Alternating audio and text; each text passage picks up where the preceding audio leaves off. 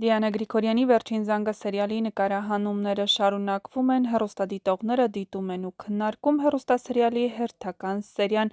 ինչպիսի զուգադիպություն Մոխրոտի երազները սերիալում Վովայի մայրը պահում և մեծացնում էր Դավիթ Հակոբյանի կերպարի թոռնիկին, գրել է հեռուստադիտողներից մեկը. «Անին շատ լավն է, բայց մի տեսակ Լևոնի հետ չի սազում, միգուցե մենք նրան ուղղակի «Վերջին զանգից» գիտեինք Հենրիի քույր դրա համար մի տեսակ անսովոր բան կա ընդամենը իմ կարծիքն է», գրել է հեռուստադիտողներից մեկը։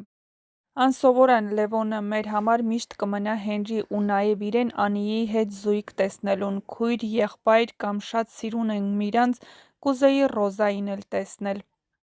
Ճիշտ ա Լևոնը ստեղ բոքսյոր ա, բայց «Վերջին զանգի» մեջ կռիվներում ավելի ուժեղ էր, քան ստեղ։ Ռոզա Ավետիսովա ինձ շատ եմ սիրում, կարոտել է, ինչ լավ էր խաղում, կուզենայի Լուիզա Ղամբարյանն էլ խաղար։